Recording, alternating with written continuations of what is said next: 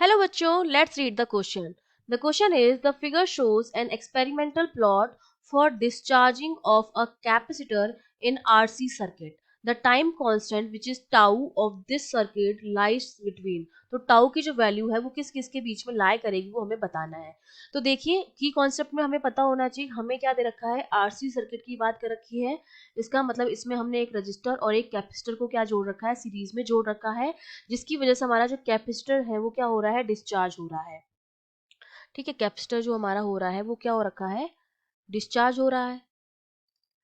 तो हमें RC circuit की इक्वेशन जो है वो पता है. इक्वेशन जो होती है v equals to V naught 1 minus E की power minus T upon tau, जहां पर टाउ जो होता है वो हमारा क्या होता है, टाइम कांस्टेंट होता है. मतलब हमारा जो कैपेसिटर है वो चार्ज होने में कितना टाइम ले रहा है वो हमारा होता है टाउ, टाइम कांस्टेंट हो जाता है. v जो होती है वो वोल्टेज ऑफ कैपेसिटर होता है. ठीक है, वोल्टेज ऑफ कैपेसिटर. और वी नॉट जो होती है वो कैपेसिटर. और वी नॉट जो होता है हमारा सप्लाई वोल्टेज होता है बेसिकली, है ना. ये इक्वेशन जो होती है वो हमारी होती है आरसी सर्किट के लिए वोल्टेज की इक्वेशन. तो अब हम क्या करेंगे, इसको सॉल्व करने के लिए हमारा कॉन्सेप्ट ये रहेगा कि हम ये मान लेते हैं कि जो हमारा कैपेसिटर के अक्रॉस जो वोल्टेज है वो मैक्सिमम का क्या है, हाफ है. ठीक है, और वो वैल्यू हम इस इक्वेशन में पुट कर देंगे. उससे हम किसकी वैल्यू निकाल लेंगे, टाउ का फॉर्मूला निकाल लेंगे टी की फॉर्म में. उसके बाद हम अपने ग्राफ में देखेंगे कि किस पॉइंट पर हमारा जो वी है वो वी नॉट का क्या हो रहा है, हाफ हो रहा है. ये यहाँ पर मैक्सिमम वोल्टेज ये वाला है हमारा.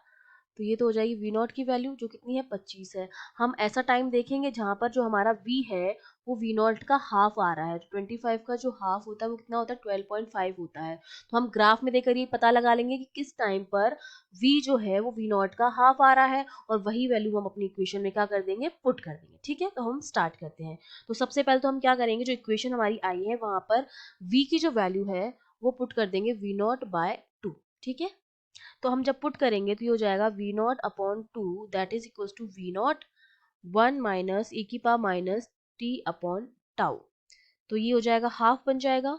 तो ये हाफ इक्वल्स टू ई की पावर, क्योंकि 1 इधर आएगा तो हो जाएगा ई की power minus T upon tau. तो यहाँ से जब मैं टी अपॉन टाउ निकालूंगी तो वो यहाँ पर लॉग हो जाएगा. एक्सपोनेंशियल जब हटाते हैं तो यहाँ लॉग लगता है, तो ये हो जाएगा लॉग हाफ.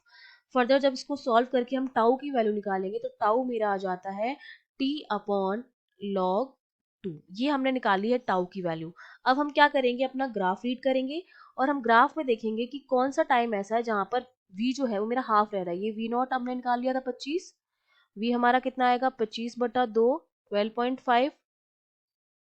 तो अब देखो 12.5 कहाँ आ रहा है, ये यहाँ पर इस पॉइंट पर कहीं होगा 12.5. ये आ रहा है t इक्वल्स टू 100 पर. देखिए t इक्वल्स टू 100 पर हमारा जो v है वो 12.5 है और v नॉट जो है वो 25 है. मतलब इसका हाफ हो रहा है ये t इक्वल्स टू 100 पर. तो मैं वैल्यू पुट कर दूं t इक्वल्स टू 100, तो मेरा जो टाउ आ जाएगा वो टाउ मेरा कितना आ जाएगा, 100 अपॉन लॉग 2 की वैल्यू होती है 0.69. तो टाउ जो मेरा आ जाता है वो आ जाता है 144.93 सेकेंड. इसका मतलब मेरी जो टाउ की वैल्यू है वो किस किस के बीच में लाई करेगी, एक तो 100 हमारा हो गया, 100 से 150 सेकेंड, इसको हम मान सकते हैं 150 का राउंड. तो 100 सेकेंड और 150 सेकेंड के बीच में क्या करेगी, लाई करेगी. तो हमारा जो बी ऑप्शन हो जाएगा वो करेक्ट हो जाएगा. हमें एक चीज ध्यान रखनी है, जब भी हमारा कैपेसिटर जो होता है चार्ज होता है तो जब हमारा टाइम जो होता है एक टाइम कांस्टेंट के बराबर होता है. हम बात कर रहे हैं कि जब हमारा कैपेसिटर जो है वो चार्ज हो रहा है, तो जब ये चार्ज होता है तो अगर मेरा टी जो होता है 1 टाउ के बराबर होता है, उस टाइम हमारा जो कैपेसिटर होता है वो 37% चार्ज होता है. और जब हम डिस्चार्जिंग की बात करते हैं तो डिस्चार्जिंग के टाइम पर जब मेरा टी जो होता है वो 1 टाउ के बराबर होता है, उस टाइम हमारा कैपेसिटर 63% जो होता है वो क्या होता है, डिस्चार्जिंग की जो बात कर रहे हैं तो चार्ज जो होता है उसमें कितना बचता है, 63% होता है मैक्सिमम चार्ज का. Charge 37% of the initial charge, of the initial charge, और ये 63% ऑफ होता है मैक्सिमम चार्ज. तो ये बातें आपको ध्यान रखनी है कैपेसिटर के चार्जिंग डिस्चार्जिंग के बारे में. तो इसका मतलब जो होता है 4 टाउ लगते हैं किसी भी कैपेसिटर को फुल चार्ज करने में. हमको कितना टाउ लगेगा, 4 टाउ लगेगा हमको किसी भी कैपेसिटर को फुल चार्ज करने में.